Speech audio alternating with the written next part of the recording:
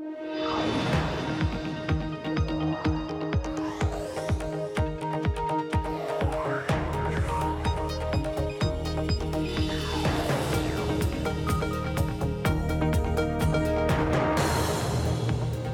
Emily Chang in San Francisco, and this is Bloomberg Technology. Coming up in the next hour, liftoff. Ride-sharing's number 2 company kicks off the IPO race with a public filing. Plus, Hunger Games. New reports say Amazon is planning to open dozens of grocery stores in the United States. How does this fit into the tech giant's overall retail strategy? And where no man has gone before, SpaceX is on the brink of what could be its biggest milestone and most crucial launch to date. But first, to our top story. Canada's Department of Justice said it has issued an order to formally start the extradition process for Huawei Chief Financial Officer Meng Wanzhou. The U.S. alleges she lied to banks to trick them into processing transactions for Huawei that potentially violated Iran trade sanctions. I want to get to Bloomberg's Josh Wingrove in Ottawa, who has been following this case. So, Josh, how will the process proceed from here? Yeah, this was a sort of significant step, but also a procedural one that most people expected. And now we go to the actual hearing process that has a lot of sort of twists and turns to it and opportunities for appeal. These things take a long time. They can take years, in fact, in Canada. And then after that, if that leads to an extradition order, the final call goes to Trudeau's Justice Minister, the Federal Minister of Justice, who's currently David Lametti, to sort of say yay or nay. So many steps remain on this one, but that doesn't sort of dampen the significance of moving forward. The Chinese government is already speaking out, saying that Trudeau is politicizing this, or at least caving to the U.S., who's politicizing it. The Chinese embassy in Canada saying they're utterly dissatisfied with this decision. This is not merely a judicial case, but a political persecution against a Chinese high-tech enterprise. Of course, there are broader geopolitical forces at play here. We're in the middle of a trade war with China. How will the trade war tensions impact this process and vice versa? I mean, it's been hanging over everything, particularly when Donald Trump said that he might order the case to be ended against Ms. Meng if he got a trade deal he liked. That really took the legs out of out from under Trudeau, who'd been saying that this is the justice system is handling this. We can't interfere. This is sort of, it'll go its course. So Canada looks to be caught in the middle, of course, between these two trade giants who are jockeying for position. Remember, China has since also seized 2 Canadians and sentenced a third to death on drug smuggling charges. So a lot of analysts think that that's either direct or indirect retaliation for the arrest of Meng Wanzhou, who is free on bail pending this whole process. So a lot of moving pieces here that really complicate life for the Trudeau government, which really continues to try to keep its hands away from this case. Indeed, a lot of different forces at play. Bloomberg's Josh Wingrove in Ottawa, who will be covering this for us. Josh, thank you so much for that update. Meantime, Lyft has filed for a U.S. initial public offering, giving the public a first look at crucial new financial information about the ride-sharing company. From the filing, we learned Lyft's revenue is growing significantly. In 2019, it generated $2.2 billion, doubling the number from the year before, but losses a real problem, totaling just over $911 million in 2018. For more, I want to bring in Bloomberg Deals reporter Olivia Zaleski and Tim Sullivan, CEO of Oceanic Partners, a Lyft investor. So Lyft is losing, half as much money as it's making. Olivia, what are the significant takeaways from the S1? Absolutely. I mean, people were certainly very excited about the revenue growth. They nearly doubled their revenue to $2.2 billion, but also with that came very significant losses. We're looking at $911 million, which is a growth of 77% over the year before. So I think investors seemed very excited about Lyft, but also, a lot of questions about the losses. But, this is nothing new. Most technology companies nowadays, when they go public, are losing money. Right. They're making more money, but they're also losing more money. Exactly. Tim, what do you think when you, and now we know a little bit more about how Lyft's business compares to Uber, and Uber's revenues in 2018 were $11.4 billion.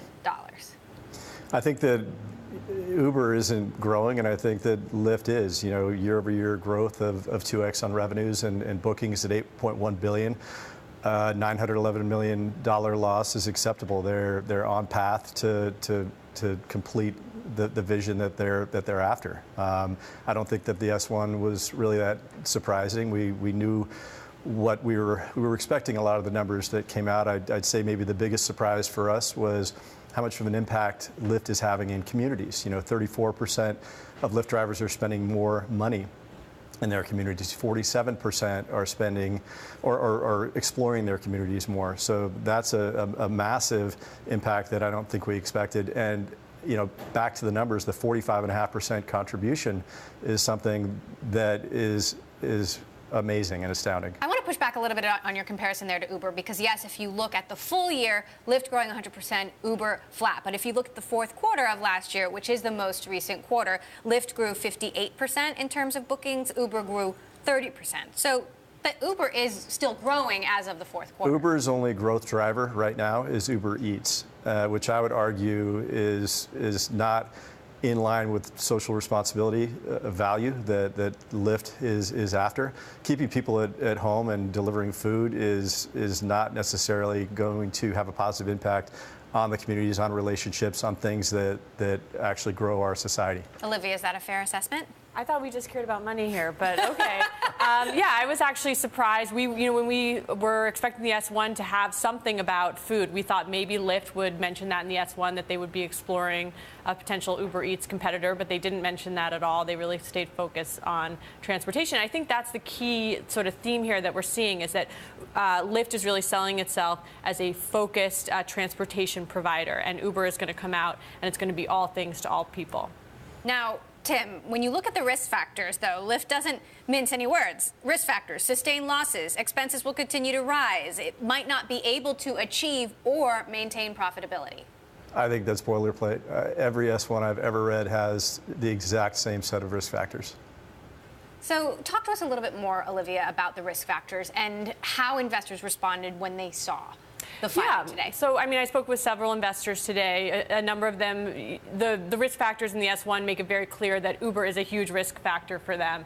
And people mentioned that, but it does seem like there is room for both, and that Lyft's market share is gaining in the U.S. They have now 39% of the U.S. market. They used to have 22% in 2016. Other risk factors are the founders, actually, which is really interesting. They have now outsized voting rights, 20 votes per share. So, that's putting a lot of trust and faith in these two founders. If something changes, maybe perhaps if, God forbid, something happens to one of them, that also changes the company significantly. Right, and we don't know what those 20 votes will actually mean in terms of control, but it's certainly a significant point. And again, not unlike other tech companies where founders have outsized control. What about international growth, Tim? Lyft is still very focused on the United States. They're experimenting a little bit in Canada. Uber is a much more global business. They have certainly experienced their share of challenges. Uber's now buying Careem and their Middle East competitor. Does it concern you that Lyft's vision at this point is not as big? Not at all. I think Lyft, throughout its S1, says the phrase laser focus, and its laser focus has allowed it to execute in ways that Uber hasn't. And historically, if you look at any company that has chosen the spray and pray methodology and spread itself thin across a lot of different business units and areas geographically, they've had a really hard time being successful. Lyft isn't going to face those challenges. In fact, Uber has 10% of their assets overseas in inefficient or illiquid investments that they don't even know what's happening with, and those could be written down to zero. So investors that are looking for a return on Uber versus Lyft, I see upside in Lyft. Uber, I'm just not sure. We'll have to wait for the numbers. Olivia, where does the process go from here? When do you see them hitting the public markets? So we're expecting to see that in mid to late March. We'll be keeping an eye. They're going to go on their roadshow, and then... So it could be in a couple weeks? Yes, yeah, that's the plan. All right, Olivia Zaleski, our IPO reporter, charting the path to Lyft going public for us, and Tim Sullivan of Oceanic Partners invested in Lyft in 2015. Thank you, Emily, for joining us. Coming up, food fight. Amazon will reportedly be opening a new line of grocery stores. What this could mean for its brick and mortar rivals and its Whole Foods business. That's next. And if you like Bloomberg News, check us out on the radio. Listen on the Bloomberg app, Bloomberg.com, and in the U.S. on SiriusXM. This is Bloomberg.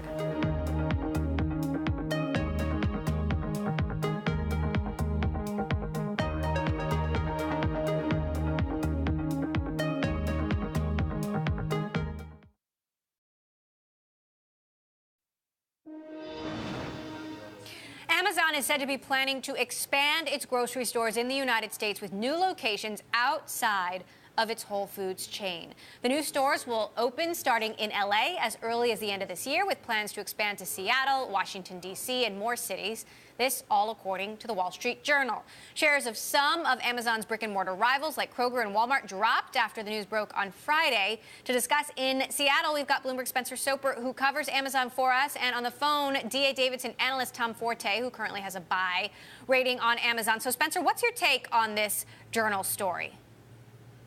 Well, not a huge surprise that they want to expand their brick and mortar presence in grocery. That's the whole reason that they bought Whole Foods to begin with a couple of years ago, $13 billion acquisition. And let's remember, for every one Whole Foods, there's 10 Walmarts. Walmart's the grocery leader. So we knew they were going to expand. I think the only potential surprise here is that they'll expand without the Whole Foods brand. But even that's not too much of a surprise because there's not direct overlap between what a typical Amazon customer wants and what Whole Foods shoppers are accustomed to getting when you think of all the social value things that are cooked into the Whole Foods buying experience that are not necessarily cooked into Amazon.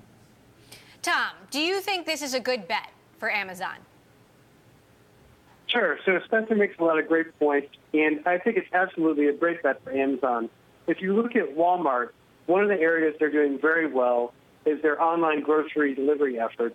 In particular, where they enable consumers to buy the product online and then pick them up in their parking lot. So I do think for Amazon, they're closely monitoring that. They're seeing that in grocery, having physical locations is still very important. And I would argue that doing it this way, outside of the Whole Foods brand, gives Amazon a lot of leeway to sell more, call it traditional consumer packaged goods products. Think of Coke, Pepsi, things of that nature. So I think that this really gives Amazon a lot of freedom it doesn't have by doing it on the Whole Foods banner. Now, Spencer, clarify this for us. Amazon has Whole Foods. They've got the Amazon Go convenience store. Is this something in between?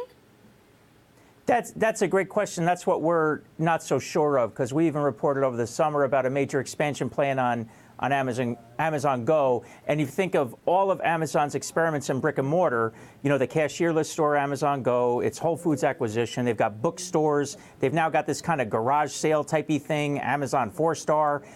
Amazon Go is the most differentiated. So that's the thing that if there was something for them to expand that breaks from the norm, it would be Amazon Go. So that's one thing we're trying to figure out is if this will include some of that cashierless grab and go technology or not. What if this is just Amazon Go stores, Tom? Are you as excited then? Yes. And then I would argue then maybe it's a large format Amazon Go store. So I've long felt if they do continue to move forward with the Whole Foods transformation, there will come a time when the Amazon Go technology will be leveraged within Whole Foods. Think of the area within Whole Foods where you can get prepared food and then skip the checkout counter. So I would still be excited if this was a larger format Amazon Go store that maybe had a lot more perishables than what you see in some of the Amazon Go locations today, be it in Seattle or Chicago. Meantime, Spencer, I want to get an update on what's happening with Amazon HQ2 or not in New York. Governor Cuomo has made a plea to Amazon, spoken with Bezos himself, sent a letter signed by many other New York business leaders begging Amazon to reconsider. Is there any chance of Amazon reconsidering? No idea. This thing has been such a moving target. It could conceivably be something they reconsider. It could be something that they simply want everyone else to think they're reconsidering for negotiation power. Who knows? But it does make sense for Cuomo to at least give it one more college try. Well, in speaking with some of the local lawmakers who really pushed back hard against this, when the news first broke that Amazon was even considering pulling out of New York, they said right away, this is a negotiating tactic. This is another kind of extortion. Tom, how relevant is this process, what's happening with HQ2, to the business? Sure. So first off, when the news came out on Amazon, we published a report calling Amazon bluff. And what we said in that report is that we do believe Amazon is trying to basically extend its influence here. And what they're looking for is really the support of the local government. And I think that's very important. So, and I still am of the belief that having a headquarters in New York advances a lot of their initiatives when you think about not only the access to talent in the largest city in the U.S., but in media, in advertising. And I'm not ready to throw in the towel. I think this is the story still going on here. Spencer, have any of the New York lawmakers that have been so against this, are any of them changing their tune? Not that I've seen, but I'll throw out one other possibility is Amazon could be in New York City right now negotiating a lease deal for an office space without any government involvement at all. So that's another possibility is they simply decide, you know what, all the fanfare around HQ2 and the tax breaks aren't worth it. They've already got operations in New York. They still have reasons to want to be there and hire ad executives and media personnel or even finance types. So they could still just grow there organically without all of the give and take with government. All right, our Spencer Soper in Seattle, along with Tom Forte of D.A. Davidson. Lots to continue to follow on the grocery stores and what's happening with HQ2. Thank you both. Coming up, VMware releases its fourth quarter results. CEO Pat Gelsinger tells us what to expect from the company's partnership with Amazon next. And Bloomberg Technology live streaming on Twitter. You can check us out at Technology and follow our global breaking news network, TikTok, on Twitter. This is Bloomberg.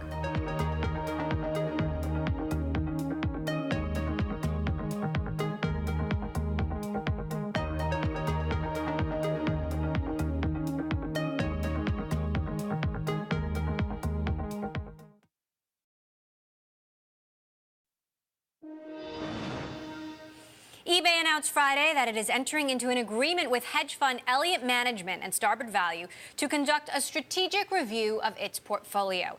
Elliott partner Jesse Cohn and Matt Murphy of Marvell Technology Group will join the board as the hedge funds push the company to improve profitability. eBay said it will add a third new independent director later this year. The company will review assets including StubHub and the Classifieds Group and announce the findings at an event this fall.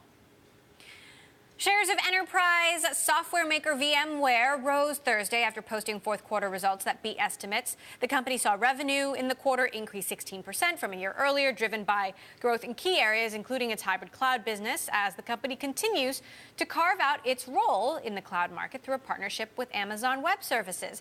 Joining us to discuss, we've got VMware CEO Pat Gelsinger. Pat, always good to have you here on the show. Thank you for stopping by. So shares rose almost 4%, and obviously the company continuing to grow despite broader political and economic headwinds. What is driving this growth? Well, thank you, Emily. Always great to be on the show with you. Overall, we saw very broad strength in our business and clearly across all the geos. Every product performed very well, great execution on the part of our team.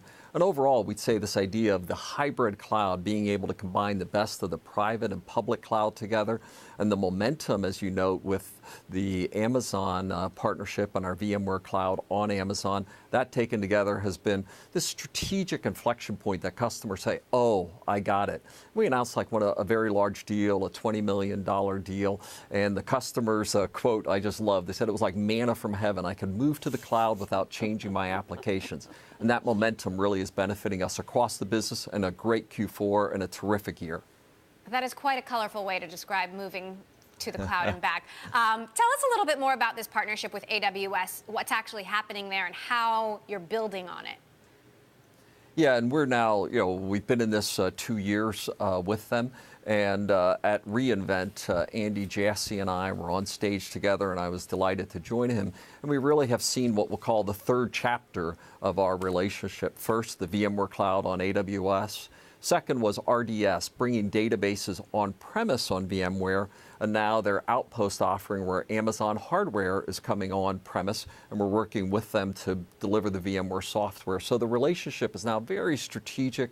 We have a roadmap of innovations. But the thing that really started to benefit us in Q4 was the VMware Cloud on AWS. The first chapter is really starting to get momentum, available across all three geos at this point. We've seen large deals landing across all three geos, and customers are really seeing the benefit of this unique integration of public and private. Number one public cloud with Amazon, number one private cloud with VMware, and now being integrated into this solution. Customers, like I said, manna from heaven. So the information reported that you're also developing a partnership with Microsoft whereby you would bring your software to Microsoft's Azure cloud. What can we expect from this partnership? Well, we would look to our long-term relationship with Microsoft as covering a range of areas. We don't comment on speculation, and this was speculation, and at this point, nothing else to add or describe with respect to Microsoft. Okay, but would a partnership with Microsoft get in the way of your partnership with AWS, given that AWS is an Azure rival? We have another program that we run called the VMware Cloud Partner Program, and as part of that, we have people like IBM and Alibaba as another example, as well as 4,000 other partners. So we do have a very broad program that we're enabling many other cloud partners to participate and really leverage the VMware software offering into the marketplace. So that program is something that we do look to continue to expand over time.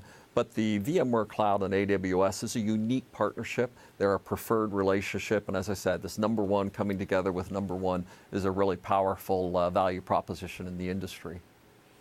Dell went public again in December. How have things changed for you since then?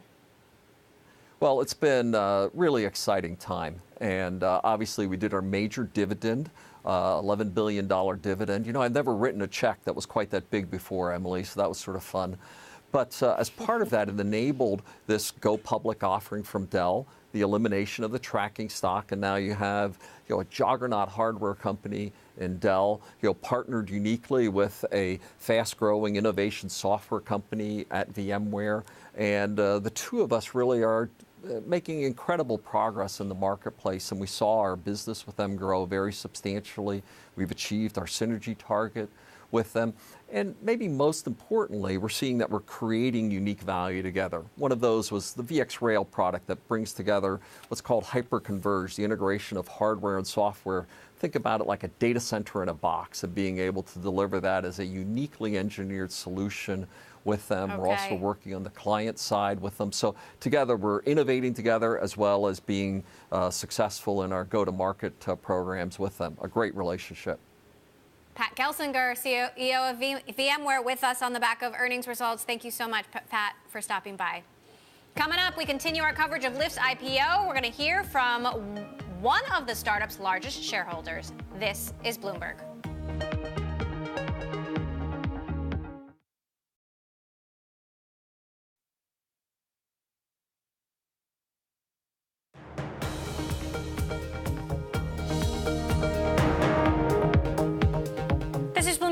I'm Emily Chang in San Francisco. Let's return to our top story, Lyft filing for a U.S. IPO. Just last month, we spoke to Rakuten CEO and Lyft board member Miki Mikitani. The Japanese conglomerate Rakuten is one of the biggest Lyft shareholders with a 13% stake in the company.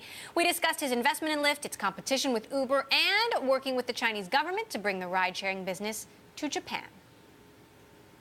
We invest in the ride-sharing company to understand what does autonomous driving mean to our product delivery strategy in the future. And also, we would like to know where the sharing economy will go. So now we have very deep understanding of sharing economy, not just limited to ride shares. We started to vacation rental home business in Japan.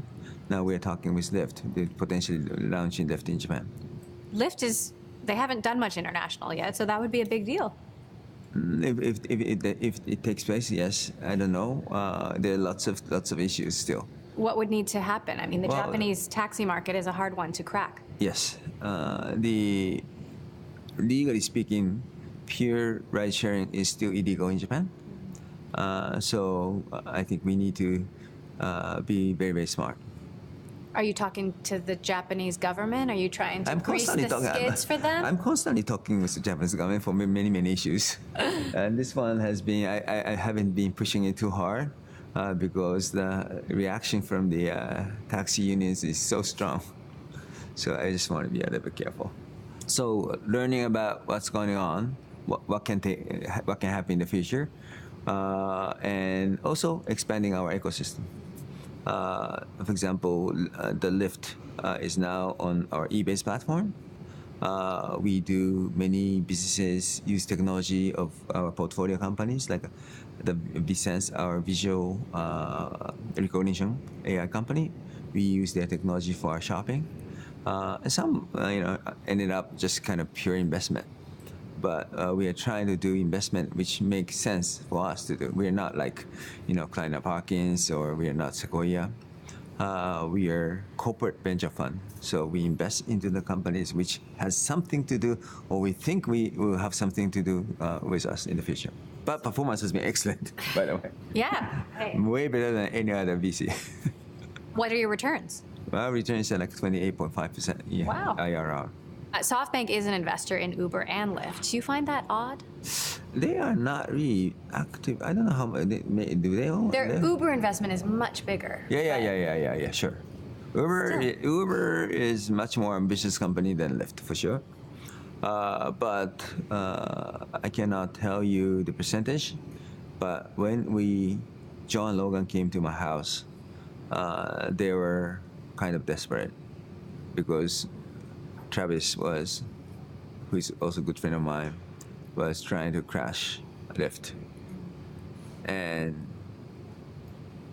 I gave them $300 million. What was their plea? Plea was about $2 billion.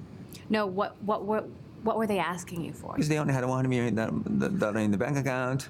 The burn rate was so high. Uber was trying to crash them, so they need to have help.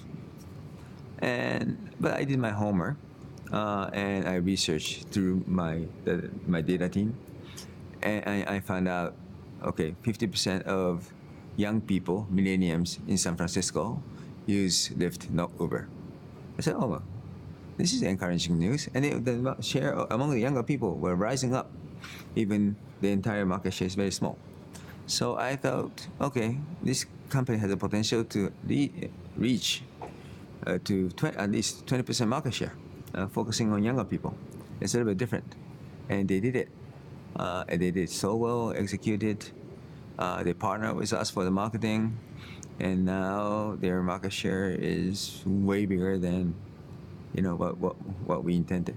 So how do you think the Uber versus Lyft competition plays out? I told to Travis a long time ago when he was very angry when I invested into Lyft.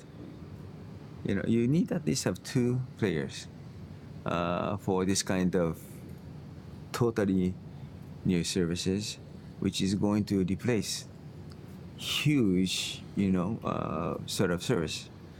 We're talking about converting car ownership to mobility as a service. This is big, and I don't think will be just one company can do it. There need to be at least two or even three companies who do it, competitively. Otherwise, they're gonna face, many difficulties, antitrust, pushback from the drivers. So I think it is healthy to have, two companies competing each other. Miki Mikitani there, Rakuten founder and CEO. Bloomberg's Eric Newcomer joins us now from New York with more on Lyft's global plans. First of all, Eric, what was your take there on Mikitani's description of the Lyft founders as desperate?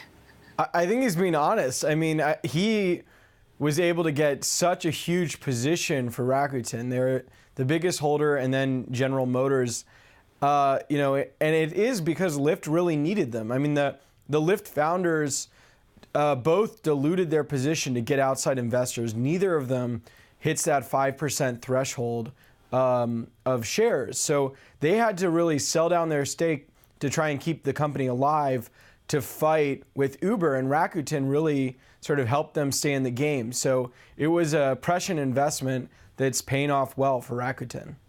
Describe some of the international dynamics at play here. Obviously, SoftBank is a smaller investor in Rakuten as well, but a much bigger investor in Lyft. I still don't get that. SoftBank is, a major Uber shareholder with ride-hailing investments all over the world.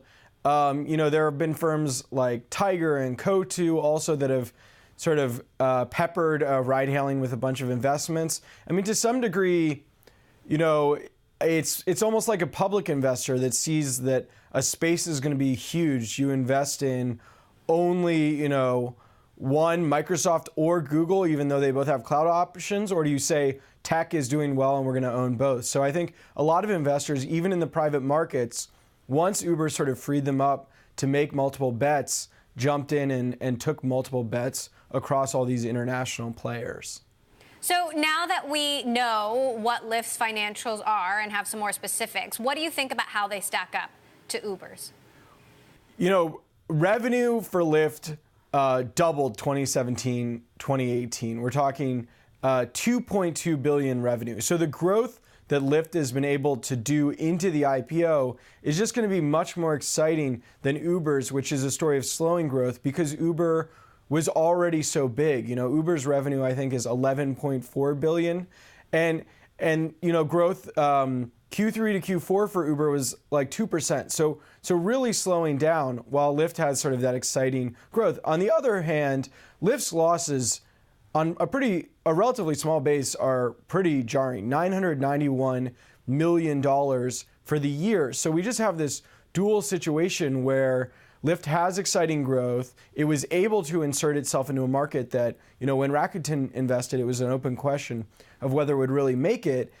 But it had to pay for it, and it's continued to burn through a lot of money to build that position against Uber. Right, losing almost half as much money as it's making. Okay, Bloomberg's Eric Newcomer, you're going to be charting the road to IPO for us. Thank you so much. Thank you for stopping by. All right, Apple CEO Tim Cook stood before his company's investors for the first time since the iPhone maker cut its forecast at its annual shareholder meeting this Friday. Bloomberg Tech's Mark Gurman was at Apple headquarters in Cupertino, California, and filed this report. At Apple's 2019 meeting for shareholders, CEO Tim Cook talked up the company's in-house chip efforts, iPhone and iPad sales, and also hinted at strong ambitions in the wearable space, providing some color on the company's future roadmap and its new approach to developing products. Cook was asked if the company is going to be more bold and take more risks in the types of products that it develops. And Cook said the company is rolling the dice in, quote, planting seeds across different areas for future products. But the company won't disclose what they're working on well in advance because he only wants to talk about products that he knows for certain will ship. The company also indicated that all of its board members, which includes Cook, Disney CEO Bob Iger, and former U.S. Vice President Al Gore, have been reelected, along with approval for executive compensation.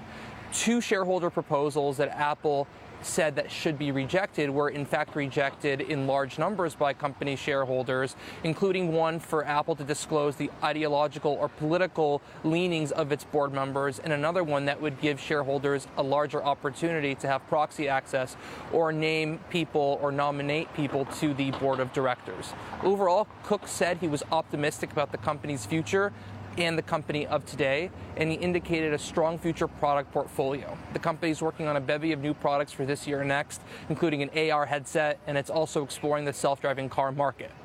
I'm Mark Gurman for Bloomberg News in Cupertino, California.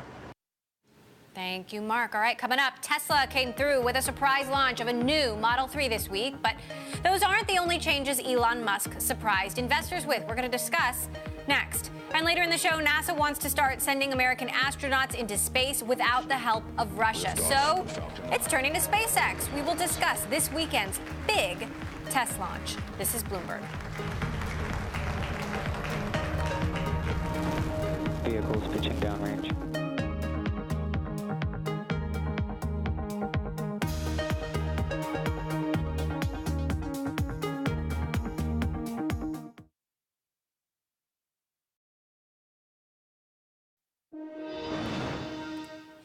Hulu is nearing 2 million subscribers, while YouTube has eclipsed 1 million subscribers to online TV services, according to people familiar with the matter. The company's created the live services known as skinny bundles to compete with similar packages from conventional distributors like Dish. Well, Tesla CEO Elon Musk delivered a big promise Thursday, introducing a $35,000 shorter range Model 3. But the big reveal also came with some less exciting news for investors. On a call with reporters, Musk said Tesla probably won't post a profit in the first quarter, despite his past predictions. He then announced that more jobs would be cut as Tesla closes most stores worldwide, shifting sales online.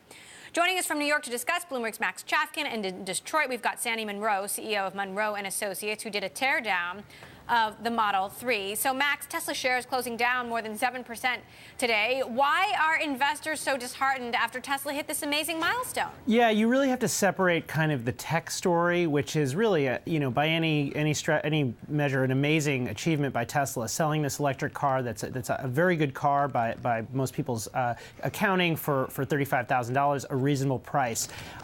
The issue here is that as part of this announcement, Elon Musk also said that they have to close a bunch of stores, most of their stores, in order to make a profit on this car, which is concerning on a couple of levels if you're an investor. One is kind of makes you wonder just how profitable can they be selling these cars at this price. Also, it's just such a dramatic shift for a company that until recently was talking about expanding the number of stores, and it just kind of makes you feel like, okay, maybe they're not fully in control. And I think investors are sort of reacting to that uncertainty. Okay, let's focus on the tech part of this story, Sandy. Given that you tore down a more expensive Model 3, Elon Musk himself yesterday said it is excruciatingly difficult to make this car at this price. So what is your outlook on a $35,000 Model 3?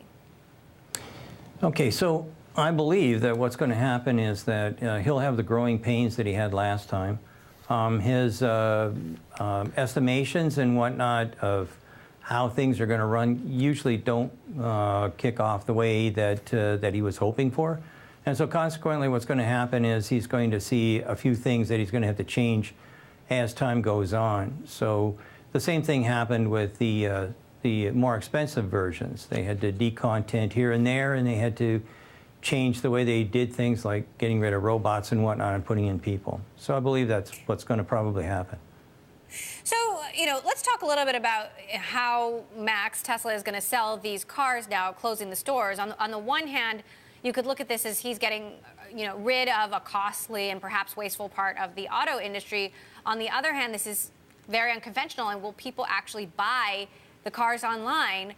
How are investors seeing this? I mean, obviously not well based on the stock's performance today. I mean, it's an interesting bet, because if Elon Musk is right, if Tesla can just sell, hundreds of thousands of cars a year on the internet, essentially, having people just buy it based on the reputation, or maybe because they've, driven in a friend's car or something, that would, kind of dramatically remake the auto industry, which is, totally dependent on these dealer networks, and, everyone test drives their car. It's a huge part of the marketing and kind of how the business is done. On the other hand, it just adds this additional layer of complexity, which is we've seen Elon Musk kind of do this, basically throughout his career. I mean, when they were launching the Model 3, they did it with, as Sandy said, with the robots, And so you could look at this as either as like a grand bet or another case where Tesla is kind of overcomplicating things, or just increasing the level of difficulty in a way that's going to make certain investors, a little scared. Sandy, $35,000 is still a lot of money for a lot of people, and if you look at any add-on, you can get up to $60,000+. Are people going to buy Tesla just because it's a Tesla sight unseen? I believe they are. The one thing I have learned about that car and Elon Musk is that this isn't a car company; it's a cult. And quite frankly, Elon Musk attracts people in a way that no one else. In fact, all you have to do is think, which car executive would anybody on the street know except for him? I mean, certainly that he's got that going for him. And quite frankly, he's got hidden plans, just like he did when he turned the seat heaters on in the back of the car, or modified the braking when Consumers Report gave him some static. He's going to pull some rabbits out of his sleeve, and I don't think anybody is going to buy a $35,000 car, because they're going to want autopilot and a few other things that are extra charges.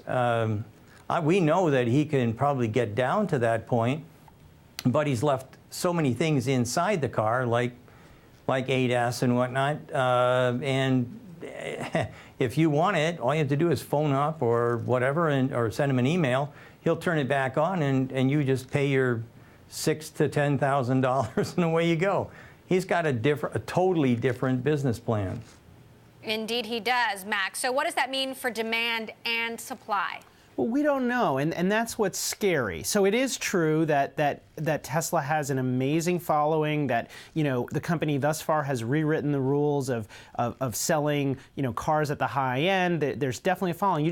What you don't know is how big this cult is, and that is, if you're an investor, that's what's a little bit scary. I mean, you know, it's great. A cult is great as a marketing thing, but if you're an investor, you know, a cult is also implies, you know, instability, unpredictability. And all those things could work out well, but we just don't know. And the fact that there isn't a great track record of people buying cars in this way, or people, or, you know, sort of middle class people spending these amounts of money for cars is, you know, we're in uncharted territory. It could go, you know, basically one of two ways, and that's why you see this polarizing response to Elon Musk, where some people think he's a genius and other people are just, you know, totally freaked out by him. All right, Bloomberg's Max Chafkin, never mincing words for us, and Monroe and Associate CEO Sandy Monroe. Thank you both. We'll see how things shake out.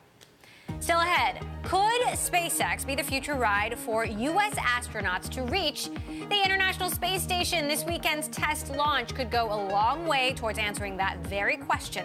That is next. This is Bloomberg.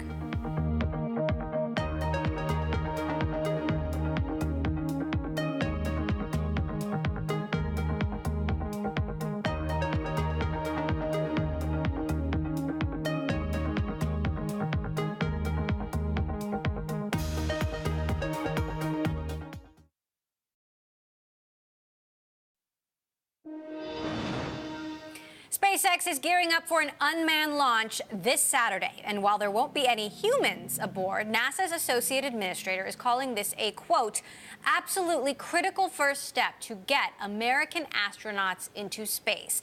That's because NASA doesn't want to revive the U.S.'s ability to fly to the space station without buying seats on Russian capsules. To discuss, we've got Bloomberg Aviation reporter Justin Bachman with us in Dallas. So, Justin, what do we know about how this launch will proceed?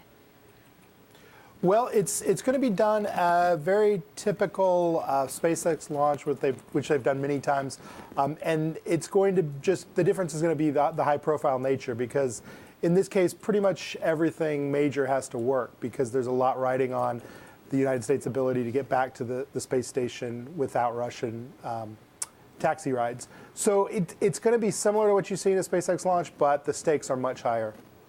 Obviously, this is a huge milestone. Tell us what success means, and if this doesn't come off, what failure means. Well, success is important, and failure is even more of a problem here. I mean, it's hard to overstate how important this is to NASA and everything riding on it, as well as to SpaceX, because you're really talking about a point of national pride, a point of pride for the agency, a major stepping stone for commercial spaceflight, in the sense that this is not a NASA vehicle. This is for all intents and purposes, a private commercial launch, and NASA is putting finally their own people on something that NASA didn't build. So it's really important, and it's hard to overstate that things do need to go right for SpaceX. So what's the potential for non-NASA folks to fly on this?